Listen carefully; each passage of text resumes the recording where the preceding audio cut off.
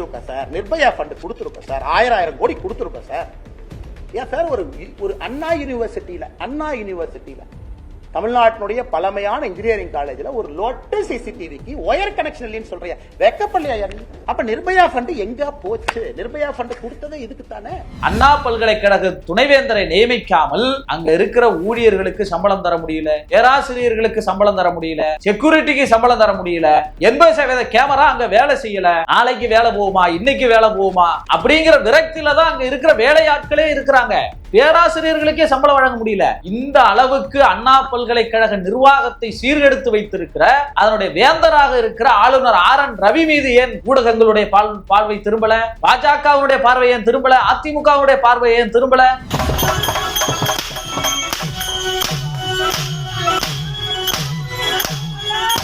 அண்ணாமலை சவுக்கால் அடித்துக் கொண்டது ஆளுநரை RN ரவியை காப்பாற்ற. அண்ணா பல்கலைக்கழகத்தில் நடந்த மாணவிக்கு எதிரான பாலியல் வன்கொடுமைக்கு ஆளுநர் RN ரவியின் தலைமையிலான அண்ணா பல்கலைக்கழக நிர்வாகம் பொறுப்பு. ஒரு பக்கம் தமிழ்நாட்டிலே பாலியல் வன்கொடுமைகளுக்கு எதிராக நான் சாட்டை எடுத்து அடித்துக் கொள்ள போகிறேன், இதெல்லாம் ஒரு ஆட்சியா? இங்கே இவ்வளவு கொடுமை நடக்கிறதே. காவல்துறையை, திமுகவை கடுமையாக விமர்சித்து நான் விரதம் இருக்க போகிறேன் என்றெல்லாம் அண்ணாமலை பேசிக் கொண்டிருக்கிற அதே நாளிலேயே, அதே நேரத்திலேயே பாஜகவினர் மீது, அதுவும் ஒரு சட்டமன்ற பாஜக உறுப்பினர் மீது முட்டை வீசப்பட்டிருக்கிறது. பாலியல் வன்கொடுமை வழக்கிலே கைது செய்யப்பட்டு ஜாமீனை வெளிவந்தவர். இந்தியா முழுக்க பாஜக பாலியல் குற்றவாளிகளுக்கு எவ்வளவு பாதுகாப்பை அளிக்கிறது என்று எல்லோருக்கும் தெரியும்.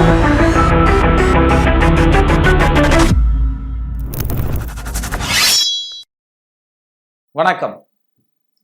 லண்டனில் சென்று அரசியல் அறிவை படித்து அதிலிருந்து தோன்றிய ஒரு போராட்டமாக சவுக்கால் தன்னை 6 முறை அடித்துக் கொள்ளுகிற போராட்டத்தை நேற்று அண்ணாமலை நடத்தினார்.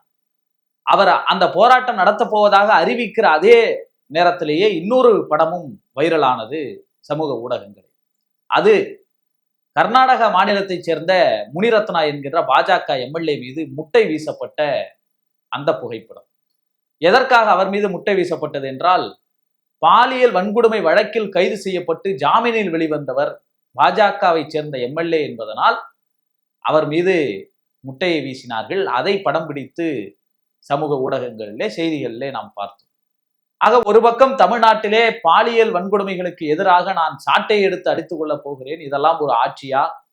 இங்கே இவ்வளவு கொடுமை நடக்கிறதே. காவல்துறையை, திமுகவை கடுமையாக விமர்சித்து நான் விரதம் இருக்க போகிறேன் என்றெல்லாம் அண்ணாமலை பேசிக் கொண்டிருக்கிற அதே நாளிலேயே, அதே நேரத்திலேயே பாஜகவினர் மீது, அதுவும் ஒரு சட்டமன்ற பாஜக உறுப்பினர் மீது முட்டை வீசப்பட்டிருக்கிறது. பாலியல் வன்கொடுமை வழக்கிலே கைது செய்யப்பட்டு ஜாமீனை வெளிவந்தவர் என்பதனால். ஆக இந்த அளவுக்குத்தான் பாஜகவினுடைய பெண்களின் பாதுகாப்பு மீதான நாடகங்களை நாம் புரிந்து கொள்ள வேண்டும். அண்ணா பல்கலைக்கழகத்தில் நடந்தது உண்மையிலேயே மிகப்பெரிய ஒரு துயரமான செய்தி, கண்டிக்கப்பட வேண்டிய செய்தி. ஆனால் இந்த வழக்கிலே அரசியல் எந்த அளவுக்கு செயல்படுத்தப்பட்டிருக்கிறது, அரசியலால் பல விஷயங்கள் திசை திருப்பப்பட்டிருக்கிறது, அதை நாம் புரிந்து கொள்ள வேண்டும். நாம் ஆரம்பத்திலிருந்தே இந்த சம்பவம் 24ஆம் தேதி வழக்காக பதிவு செய்யப்படுகிறது. அந்த மாணவி வழக்கை காவல் நிலையத்திலே கொடுக்கிறார். கோட்டூர்புரத்தைச் சேர்ந்த காவலர்கள் தனிப்படைகள் அமைத்து தேடுகிறார்கள். அந்த தேடுதலிலே ஞானசேகரன் என்கின்ற ஒரு குற்றவாளியை, பாலியல் குற்றவாளியை கைது செய்கிறார்கள். அவனுக்கு வயது 37 ஆகிறது. ஏற்கனவே 3 முறை திருமணம் நடந்திருக்கிறது. முதல் மனைவியும் பாலியல் துன்புறுத்தல் செய்யப்பட்டதனால் அவனை விட்டு பிரிந்திருக்கிறார். அவருக்கு ஒரு பெண் குழந்தை இருக்கிறது. 2 மனைவிகளும் அப்படித்தான் பிரிந்திருக்கிறார். அந்த அளவுக்கு அவன் ஒரு பாலியல் குற்றவாளியாகவே வாழ்ந்திருக்கிறான். கட்டிய மனைவிக்கு பாலியல் தொல்லை கொடுத்ததால், எப்பொழுதுமே குடும்பம் என்கின்ற அமைப்பு துறையில் வருகிற பொழுது குடும்ப வன்முறைகள் பெண்களுக்கு அதிகமாக நடக்கும். அந்த குடும்ப வன்முறையை ஏற்கனவே இவனால் அனுபவித்து வந்திருக்கிறார்கள். அதையும் தாண்டி இந்த ஞானசேகரன் மீது 20 வழக்குகள் நிலுவையில் இருக்கிறது என்கிற செய்தியை காவல் ஆணையர் அருண் அவர்கள் செய்தியாளர்களை சந்தித்து பேட்டியளித்திருக்கிறார். இதனுடைய அரங்கேறுகிற நாம் விஷயங்களை அடுத்தடுத்து பார்க்கிற பொழுது, சென்னை உயர்நீதிமன்றம் தாமாக முன்வந்து இந்த வழக்கை எடுத்திருக்கிறது. நேற்று விசாரிக்கப்பட்டிருக்கிறது. சென்னை உயர்நீதிமன்றத்தில் நீதிபதிகள் காவல் ஆணையர் அருண் அவர்களுக்கு எதிராக கடுமையான கேள்விகளை முன்வைத்திருக்கிறார். அவர் கேட்டதில் முக்கியமான கேள்வி, நீதிபதி அவர்கள் பத்திரிகையாளர் சந்திப்பை அதிகாரிகளை கேட்டுத்தான் நீங்கள் நடத்தினீர்களா? காவல் ஆணையர் நடத்தினாரா? மற்றொன்று, ஒருவர்தான் குற்றவாளி என்று நீங்கள் எப்படி தீர்மானிக்கிறீர்கள்? காவல் ஆணையர் அருண் என்ன சொல்லுகிறார் என்றால், வேறு யாரும் கிடையாது, செல்போன் அழைப்பிலே சார்னு சொன்னதெல்லாம் ஏர்போர்ட் மூட்ல போட்டுட்டு அவன் மிரட்டுவதற்காக சார்னு சொன்னான், அவன் ஒருவர் தான் குற்றவாளி, வேறு யாரும் கிடையாது என்று காவலர் ஆய்வாளர் சொல்லுகிறார். ஆனால் நீதிமன்றம் என்ன கேட்கிறது? விசாரணை தான் முடியவில்லையே, விசாரணை நடக்கும் போதே எப்படி ஒருவர் தான் குற்றவாளி என நீங்கள் தீர்மானித்தீர்கள்? இந்த கேள்வியை நீதிமன்றம் எழுப்பி இருக்கிறது. அதற்கு அரசு பதில் சொல்லியாக வேண்டும். இது ஒரு புறம் இருக்க, முக்கியமான பிரச்சனையாக புகார் கொடுத்த மாணவியினுடைய முகவரிகள் எப்படி வெளியானது, எஃப்ஐஆர் எப்படி வெளியானது? பெண்களும் குழந்தைகளும் புகார் கொடுக்கிற பொழுது அவர்களுடைய எஃப்ஐஆர் பதிவு செய்கிற அந்த எஃப்ஐஆர் என்பது வெளியில் கசியவிடப்படக்கூடாது என்பது சட்டம். அது பாதுகாக்கப்பட வேண்டும். ஏனென்றால் அவர்களுடைய பாதுகாப்பு கருதி இப்படி ஒரு இயல்பாகவே அந்த சட்டம் இருக்கிறது. காவல் ஆணையர் என்ன சொல்றாருன்னா, குற்றம் மற்றும் குற்றவியல் கண்காணிப்பு இணையம், அந்த இணையம் என்ன செய்யும்னா, பெண்களும் குழந்தைகளும் வாக்குமூலம் அளிக்கிற போது அவர்களிடமிருந்து பெறப்படுகிற எஃப்ஐஆரை தானாகவே லாக் செய்து கொள்ளும். ஆனால் தொழில்நுட்ப கோளாறு காரணமாக இது எப்படியோ கசிந்திருக்கிறது, அதன் மீது உரிய விசாரணை நடத்தப்படும் என்று சொல்லியிருக்கிறார். அது எப்படி காவல்துறையினுடைய உதவி இல்லாமல் அது கசியும்? அவரே சொல்லியிருக்கிறார், ஏதோ ஒரு வகையிலே இது கசிந்திருக்கிறது, விசாரணை நடக்கப்படும் என்று. அதே பேட்டியிலே காவல் ஆணையர் சொல்லுகிறார், புகார் கொடுத்த மாணவிக்கு பாராட்டுகள். எஃப்ஐஆர் கசியப்பட்ட விவகாரம் எல்லோருடைய கண்டனத்தை பெறுவதற்கு காரணம், எஃப்ஐஆரை கசிய விட்டீங்க, முகவரி கொடுக்குறீங்கன்னா எப்படி பிள்ளைகள் புகார் கொடுக்க வருவாங்க? அவர்கள் என்ன பாதுகாப்பு? உயர் நீதிமன்றமும் கேள்வி கேட்கிறது. இதுதான் இங்கே மிகப்பெரிய பிரச்சனையாக மாறி இருக்கிறது. உயர் நீதிமன்றத்தினுடைய கேள்வி ஒருபுறம், அதே நேரத்தில் உயர் நீதிமன்றம் இன்னொரு கூட்டையும் வைத்திருக்கிறது. உடனே ஏதாவது பெண்களுக்கு பாலியல் துன்புறுத்தல்கள் இங்க நடக்குதுன்னா கருத்து சொல்றங்கிற பேர்ல நிறைய பேர் வந்துருவாங்க. அவங்க எல்லாம் பழமைவாதிகளா இருந்துகிட்டு இன்னமும் கலாச்சாரத்தை காப்பாற்றணும், பண்பாட்டை காப்பாற்றணும்னு. அந்த அயோக்கியன் குற்றவாளியை பற்றி கேள்வி கேட்பது இல்லை. அவர் பாலியல் வன்கொடுமை செய்யறானே, அவன் எவ்வளவு பெரிய கொடூரனாக இருப்பான், அவன் செய்தது சரியா, அவனுக்கு தண்டனை வழங்க வேண்டும், அவன் மீது இன்னும் நடவடிக்கை எடுக்க வேண்டும், அதை பற்றி பேசுவதில்லை. அது அப்படியே ஒரு வரி சொல்லிட்டு மேலும் 10 பக்கத்துக்கு அடுக்குவாங்க. அந்த பெண் ஏன் அங்கே சென்றார்? படிக்க அனுப்புற இடத்துல காதல் எதற்கு? படிக்க அனுப்புனா படிக்கிறத மட்டும் பண்ண வேண்டியதானே, ஏன் தேவையில்லாத விஷயங்கள்? அதனாலதான் இப்படி நடக்குது. இந்த வியாக்கியானங்கள் எல்லாம் தூக்கிட்டு பழமைவாதிகள் வந்துருவாங்க. அதை நீதிமன்றம் கண்டித்திருக்கிறது. காதல் செய்வது அந்த பெண்ணினுடைய தனிப்பட்ட உரிமை. அதை போய் நீ கேள்வி கேட்டுட்டு நீ இதனாலதான் இது நடந்துச்சு, ஏன் போன, இது ஒரு முட்டாள்தனம் என்கின்ற அளவுக்கு உயர் நீதிமன்றம் நேற்றைய தினம் அதை தெளிவாக சொல்லி இருக்கிறார்கள். ஆக இந்த வழக்கு என்பது மிகப்பெரிய அளவிலே பேசுபொருளாக இருக்கிற நேரத்தில் அண்ணாமலை சாட்டையால் அடித்துக் கொண்டது இதை திசை திருப்புவதற்காகத்தானா என்கின்ற ஒரு கேள்வி. திமுக ஆட்சியை திட்டுகிறார், காவல்துறையை திட்டுகிறார், அரசு என்ன செய்கிறது? இந்தியா முழுக்க பாஜக பாலியல் குற்றவாளிகளுக்கு எவ்வளவு பாதுகாப்பை அளிக்கிறது என்று எல்லோருக்கும் தெரியும். பில்கிஸ் பானு வழக்கை உலகமே பார்த்து சிரித்தது. ஒரு பெண்ணை கூட்டு பாலியல் வன்கொடுமை செய்த கயவர்களை, அவருடைய உறவினர்களை கொலை செய்த கயவர்களை, அவருடைய 3 வயது மகளை பாறாங்கல்லில் அடித்து கொன்ற கயவர்களை தண்டனை காலம் முடிவதற்கு முன்பே வெளியில் விடுகிறது பாஜக அரசாங்கம். குஜராத்ல அப்படி வெளியில் வந்தவர்களுக்கு மாலை போட்டு இனிப்பு கொடுத்து வரவேற்கிறார்கள் பாஜக. ஆசிஃபாங்கிற சிறுமி, 8 வயது சிறுமி, பாலியல் துன்புறுத்தலுக்கு கோயில் கருவறைக்குள்ள வச்சு கொடுமை செய்யப்படுகிறார். அப்படி கொடுமை செய்தவர்கள் பாஜக எம்எல்ஏக்கள் இருக்கிறார்கள், ஊர்வலமாக அழைத்து வருகிறார்கள் அவர்களை கொண்டாட்டமா. இந்த மாதிரி ஒரு கட்சியை உலகத்துல எங்கேயாவது பார்க்க முடியுமா? மல்யுத்த வீராங்கனைகள் சாக்ஷி மாலிக், பஜ்ரங் புன்னியா, வினேஷ் போகத் எத்தனை நாள் போராடினார்கள். அவங்க எல்லாம் அந்த நாட்டுக்காக பதக்கத்தை வாங்கி கொடுத்தவங்க. உலகமே அவர்களை பார்த்து வியந்தது. இந்தியாவுடைய பெருமை, அந்த இந்தியாவுடைய பெருமைகள் என்ன சொன்னாங்க? பாஜகவுடைய எம்பி பிரிஜிபூஷன் மேல பாலியல் குற்றச்சாட்டை வச்சாங்க. குற்றச்சாட்டு வைத்த அந்த வீராங்கனைகள் நான் விளையாடவே மாட்டேன்ட்டு போயிட்டாங்க. அந்த அளவுக்கு இந்த நாடு அவர்களை நெருக்கியது.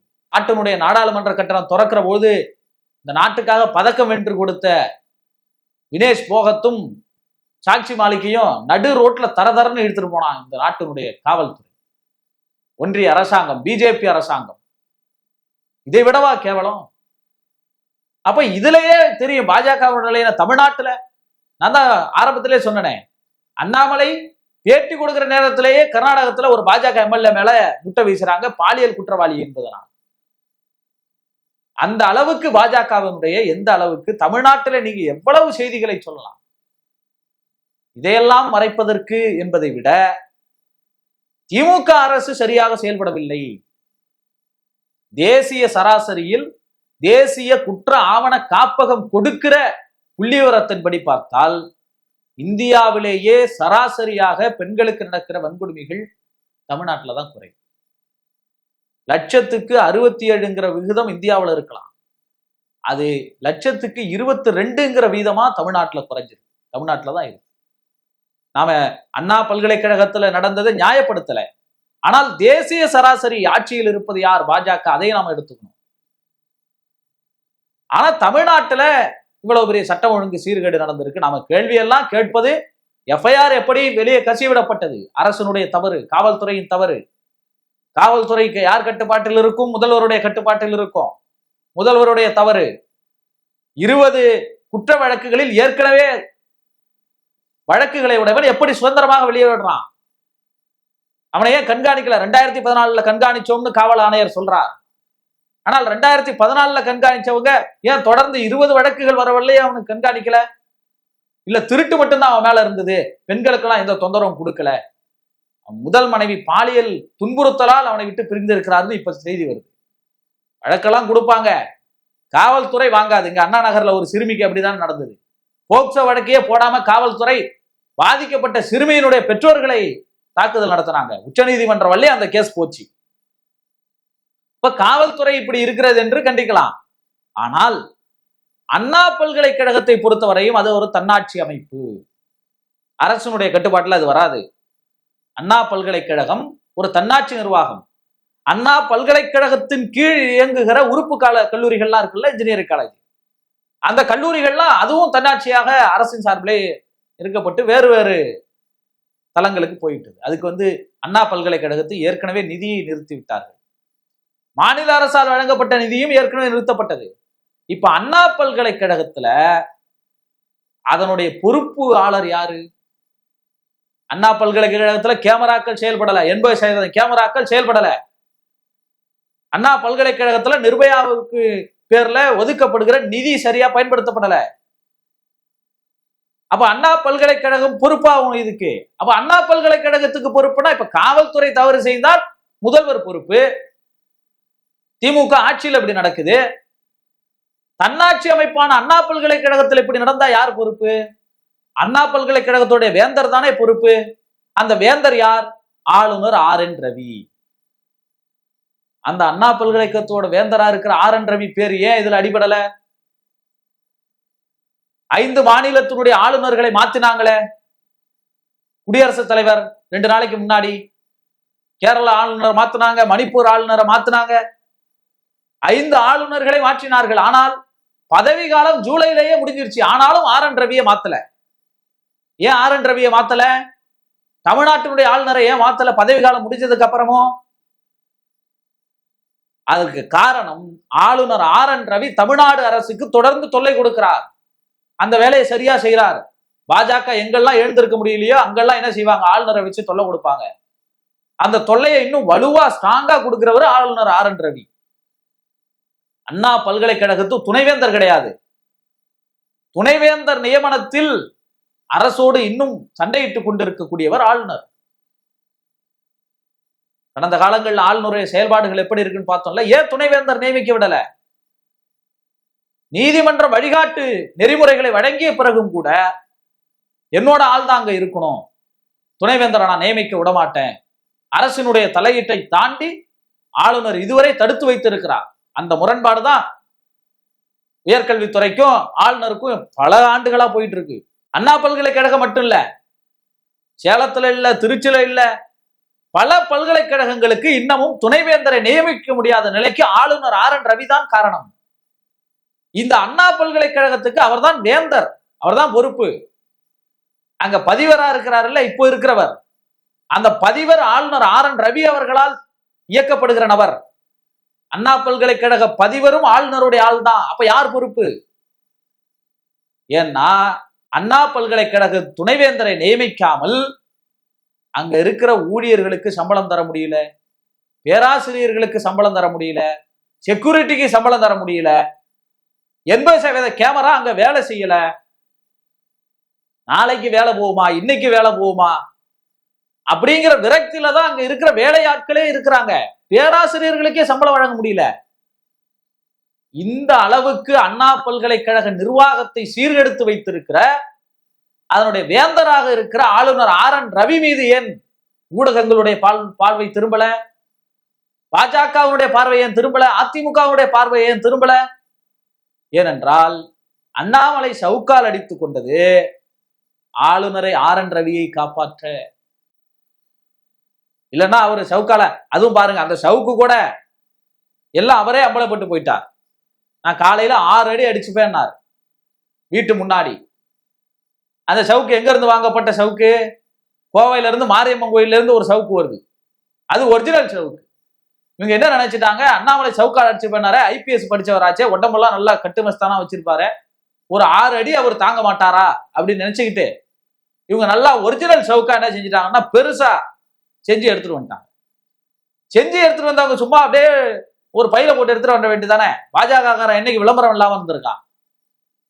அவன் தான் மாநில அரசு திட்டங்களுக்கு மோடியினுடைய பேரை ஏன் சொல்லல அப்படிம்பானே. கொஞ்சோண்டு நிதி கொடுத்தா கூட எங்க பேரை சேரு, மோடியால் தான் எல்லாம் நடந்துச்சுன்னு சொல்றது பாஜக. அப்ப என்ன செஞ்சுட்டான், நல்ல வலுவான சவுக்க மாரியம்மன் கோயில்ல இருந்து எடுத்துட்டு வந்த பாஜகவினர் பிரஸ் எல்லாம் வர வச்சு இந்த சவுக்கால தான் அண்ணாமலை அடிச்சுக்க போறாருன்னு முன்னாடியே போயிட்டு கொடுத்துட்டான். அது நல்லா மஞ்சள் எல்லாம் பூசி நல்லா அலங்கரிக்கப்பட்டு இருக்கு, ஒரிஜினல் சவுக்கு அது. இதை போய் அண்ணாமலைகிட்ட சொன்னாங்களா என்னன்னு தெரியல. அதை காட்டின உடனே அண்ணாமலை பயந்து போய் இருக்கிறதுலயே ரொம்ப மென்மையான சவுக்கா எது இருக்கும், இந்த நாடகங்கள்லாம் கிராம கூத்துகள்லாம் அடிப்பாங்களே, சத்தம் மட்டும்தான் வரும், வழியே இருக்காதுன்னு, அந்த மாதிரி ஒரு சவுக்கு வேறொரு கோயில்ல இருந்து நாங்க கொண்டு வந்திருக்கிறோம், இந்த சவுக்கால நான் அடிச்சுக்க போறேன்ட்டு அது வெள்ளை கலரா மாறி போச்சு. IPS படிச்சு பல்வேறு பயிற்சியில வென்ற ஆளு, கர்நாடகத்துல சிங்கம்னு சொல்லி போற்றப்பட்ட ஆளு ஒரு 6 அடியை தாங்க மாட்டாரா? இந்த சவுக்குக்கே பயப்படுறார அப்படின்றதுதான் இன்னைக்கு கேள்வியா இருக்கு. அதுவும் 6 அடி 8 போயிடக்கூடாது, ஒரு 2 அடி எக்ஸ்ட்ரா வந்த உடனே ஓடி வந்து கரெக்டா டைமுக்கு வந்து பிடிக்கிறது இல்லையாடாங்கிற அளவுக்கு பின்னாடி ஓடி வந்து பிடிக்கிறான். இந்த நாடகங்கள் பாஜகவை அம்பலப்படுத்துவது அண்ணா பல்கலைக்கழகத்தில் நடந்த மாணவிக்கு எதிரான பாலியல் வன்கொடுமைக்கு ஆளுநர் RN ரவியின் தலைமையிலான அண்ணா பல்கலைக்கழக நிர்வாகம் பொறுப்பு, வேந்தராக இருக்கிற அவரும் பொறுப்பு, காவல்துறையினுடைய நடவடிக்கை, ஞானசேகரன் மீது இருக்கிற நடவடிக்கை, அவனை கைது செய்தது, அவனை கண்காணிக்காதது, அவனை கைது செய்து சரியாக விசாரிக்காமல் அந்த சாருங்கிறது யாருன்னு தெரியாம மக்களுக்கு குழப்பத்தை ஏற்படுத்தி FIR வெளியே கசிய விட்டது, இதெல்லாம் அரசனுடைய தவறு, காவல்துறையின் தவறு. அதே நேரத்தில் அண்ணா பல்கலையில் நடக்கிற முறைகேடுகள், அதற்கு யார் பொறுப்பு என்றால் ஆளுநர் பொறுப்பு. இந்த ஆளுநர் RN ரவியை காப்பாற்றுவதற்குத்தான் சாட்டையால் அடித்துக் கொள்ளுகிறேன் என்கிற நாடகங்களை எல்லாம் பாஜக நடத்தி வருகிறது. அதனால்தான் மக்கள் யாரும் நம்புறதில்லை. சாட்டை மாறி போன மாதிரி அண்ணாமலையுடைய பேச்சு மாறி போயிடும்ல. இந்துக்கள் யாராவது சர்ச்சுக்கு மசூதிக்கு போக முடியுமான்னு கேட்பாரு. ஆனா இவரு போய் பேட்டி கொடுத்துட்டு கிறிஸ்துமஸ் கொண்டாடிட்டு நான் ரொம்ப நாளா சர்ச்சுக்கு போயிட்டு இருக்கிறேன்னு சொல்லுவாரு. எத்தனை புத்தகங்கள் படிச்சிருக்கீங்கன்னா 20,000 புத்தகங்களுக்கு மேல படிச்சிருக்கிறேன் பாரு. கடந்த நாடாளுமன்ற தேர்தலில் நீங்க கொங்கு மண்டலங்கள்ல, மேற்கு மண்டலங்கள்ல திமுக டெபாசிட்டே வாங்காது, நீங்க எழுதி வச்சுக்கீங்கன்னாரு. தமிழ்நாட்டுல ஒரு இடத்துல கூட பாஜக வரல, எல்லா இடத்துலயும் திமுக. ஆக இப்படித்தான் ஒரு நாடகத்தை அண்ணாமலை அரங்கேற்றினார். ஆளுநரும் இதிலே பாதுகாக்கப்படுகிறார். இந்த நிர்பயா நிதியை பயன்படுத்துங்கள். மறைந்த பிரதமர் மன்மோகன் சிங் அவர்கள், அவரோடு பிரதமராக இருக்கிற போதுதான் நிர்பயா நிதி திட்டம் கொண்டு வரப்பட்டது. நிதியமைச்சர் சிதம்பரம் அவர்களால் 1000 கோடி ரூபாய் நிதி ஒதுக்கப்பட்டு 2012 டெல்லியிலே படுகொலை செய்யப்பட்ட, பாலியல் வன்கொடுமை செய்யப்பட்டு படுகொலை செய்யப்பட்ட நிர்பயா என்கின்ற பெண்ணினுடைய நினைவாக அந்த திட்டம் கொண்டு வரப்பட்டது. பெண்களை பாதுகாப்பதற்கு, அவர்களுக்கு பாதுகாப்பதற்கான நடவடிக்கைகளை மேற்கொள்வதற்கு. கடந்த அதிமுக ஆட்சியிலே அந்த நிர்பயா நிதி 190 கோடி ரூபாய் ஒதுக்கப்பட்டது. வெறும் 6 கோடி ரூபாய் தான் செலவு பண்ணாங்க. அந்த அளவுக்கு அந்த நிதியை செலவிடுவதில் இவர்களிடத்தில் சுணக்கம் இருக்கிறது. அதை முறையாக செயல்படுத்த வேண்டும் என்றால் அரசு செயல்படுத்த வேண்டும். அரசுக்கு பல்கலைக்கழகம் ஒத்துழைக்க வேண்டும். துணைவேந்தர் போறதுக்கே ஒத்துக்க மாட்டேங்கிறாரு ஆளுநர். ஆளுநர் நான் தான் வேந்தரா இருப்பேன், என் ஆள் தான் துணைவேந்தரா இருக்கணுங்கிறாரு. தமிழ்நாடு அரசே உள்ள வரக்கூடாதுங்கிறாரு. துணைவேந்தர் போடாம பல்கலைக்கழகம் வீணா போனாலும் பரவாயில்ல, அரசு இதுல தலையிடக்கூடாதுங்கிறாரு. பதிவாளரா இருக்கக்கூடியவர் தான் இப்ப எல்லாத்துக்கும் பொறுப்புனா, பதிவாளரா இருக்கக்கூடியவர் ஆளுநருடைய ஆளு. அப்ப ஆளுநர் மீதும் சந்தேகம் எழுகிறது. ஆளுநரும் இதற்கு பொறுப்பாக வேண்டும். அதை மாற்றுவதற்கு, திசை திருப்புவதற்கு அண்ணாமலை இப்படிப்பட்ட நாடகங்களை மேற்கொண்டிருக்கிறார். உண்மையான விசாரணை நடத்தப்பட்டு அந்த பெண்ணுக்கும் இது போன்ற சம்பவங்கள் இனி நடக்காமல் இருப்பதற்கும் நீதி கிடைக்க வேண்டும். நன்றி, வணக்கம். ஊடகம் கார்ப்பரேட் அரசியல்வாதிகளின் கைப்பாவையாக, அடிமைகளாக இருந்தது போதும். இனி சாட்டை எடுத்து சுழற்றும் நேரம் வந்துவிட்டது. ஊடகம் பொதுமக்களாகிய உங்களுக்காக, உங்களாலேயே இயக்கப்பட வேண்டும். ஊடக சுதந்திரத்திற்காக உங்களின் பங்களிப்பை இன்றே அளித்திடுங்கள்.